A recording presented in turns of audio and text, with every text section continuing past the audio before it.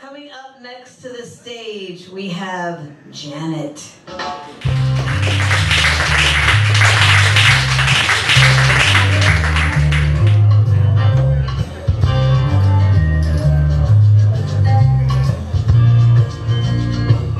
I just want to stay and enjoy the music.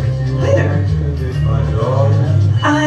For those of you who might not know me, I am an editor of a couple literary magazines. I run Scars Publications, and for those who know me from the past, I had, since living here in Texas, 2 books released of poetry that were called Pharaoh Memes, like pheromones, but they're for memes.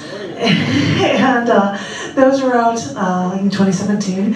And at the beginning of next month, there will be a 3rd Pharaoh Memes book out, and it is of haiku, Twitterverse, Instagram, and poetry. And I've got a mock-up of the cover here because it's not out yet. But I was going to read something that is going to be at the end of this book, and then a couple other pieces for you. This first one, because I've decided to write a poem every day of the year, I wrote this one on Martin Luther King Jr. Day. And it is called Our Color, Our Gender, Our Creed. There is a house inside of me, and this house will stand strong. I've got the wrong verses here. I'm going to start on the other side. I'm like, it's the wrong side. I have to read the right side first, sorry. There's a house inside of me. It is a house with a rich heritage, brimming with the knowledge of how our souls have flourished and about how it can all be so quickly taken away. There is a house inside of me that has had to shut down to hide everything away because, those who didn't look like me decided that I was nothing and treated me accordingly. There is a house inside of me. Its pulse has an infectious rhythm that we've had to stifle to hide from your generic white bread mentality, your white bread world. We only let it out when we're alone to save us from your madness. There is a house inside of me. I've hidden it away. I've sealed it up and placed it deep within, brimming with my history and my future. And I don't let it out when people can't think of me as human. There is a house inside of me. I've put boards over the windows to save myself from your storm. With your wrath, I've learned to not fight back, only because my captor won't listen. There is a house inside of me, and this house will stand strong even after you have raped me, beaten me, tortured me, tried to kill me, treated me as nothing. But you were so wrong. And there's a house inside of me, and what you don't understand is that this house will outlast yours. Trust me, if your house is built on distrust and such a blatant disrespect, then your house is bound to collapse. Because after all this time, and after my wanting to fight, I have learned that passive resistance is only a part of my story.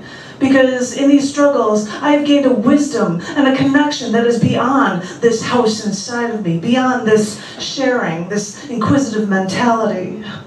So, what I want you to remember is this house is a symbol for all like me, and for those not like me too.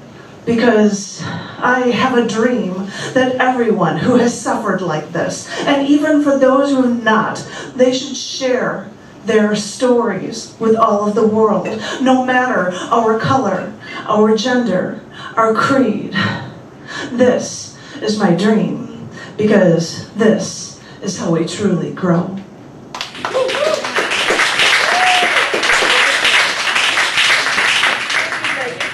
As I said, with Scars Publications, I run a couple literary magazines. One of them is CC&D Magazine. I've got a collection book here that I'm going to read from at the end, but I put out a letter because back in the day it wasn't published in Amazon globally, and I had saddle stitched them in the 90s, and I have a thing online, if anybody wants a really old issue, let me know, and someone just did, and they wanted May 1996, and so I put it into book form, and I've got it right here, and for that reason I thought I would read something from this, CC&D magazine, its full name is Children, Churches, and Daddies. It's named after a poem talking about the dysfunctionality of those things.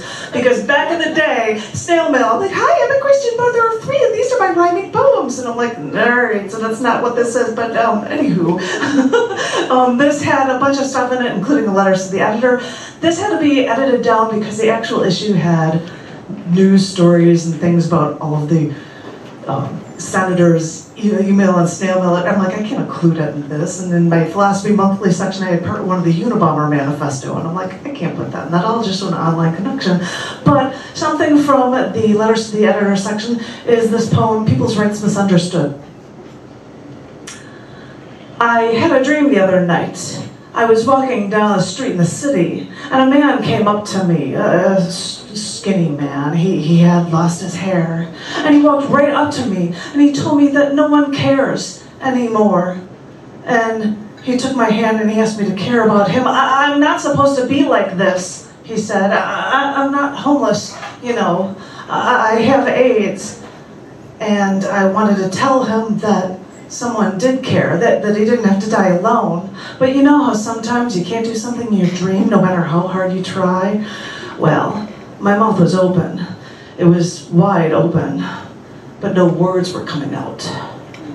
And you know, I feel afraid to go to sleep tonight. I'm afraid that a pregnant woman is going to come up to me in my dream and ask me for a hanger.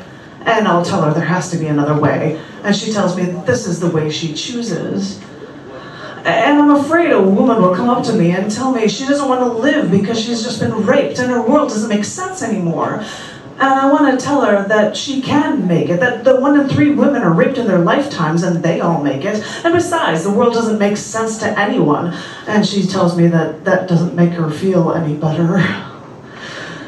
And I'm afraid that I won't be able to walk down that street in that city again without it looking like a Quentin Tarantino movie where everybody's pointing guns at each other. Yes, Mr. NRA, you are so right. I feel so safe now knowing that everyone out there has a gun and that there are more gun shops and gas stations and that everyone is so willing to do the killing.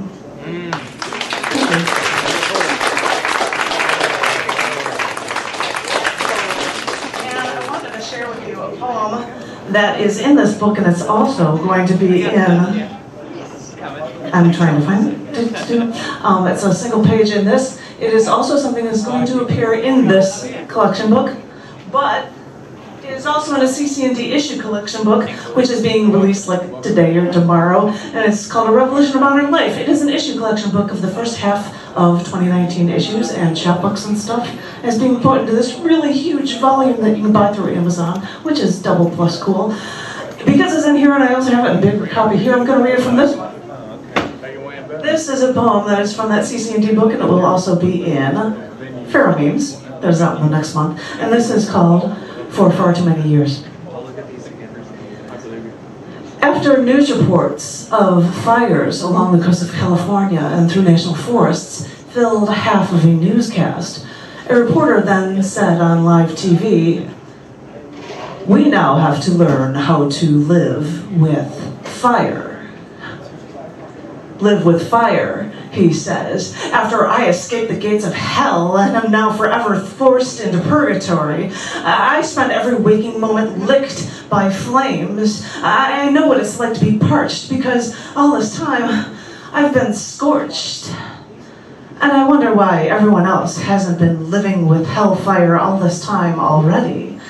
It's been around us since the beginning of time, for far too many years for it to not find you. All this time, it's been breathing down your neck, teasing you, whispering to you, calling to you. Thank you.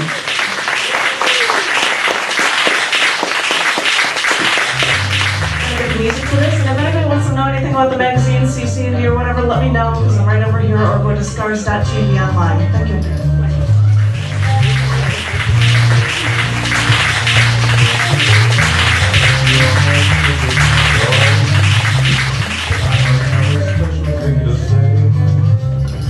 I would feel like I should soft shoe this.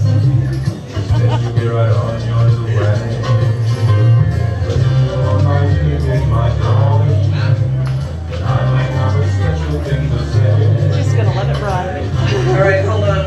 My kid just texted me. All right, give it up for Janet! Oh, wait. Janet, do you have merch? Well, I don't have my Chap books. well, no, but in the next month I'll have my new Pheromones book out. So Her new book is coming out. Support your poet.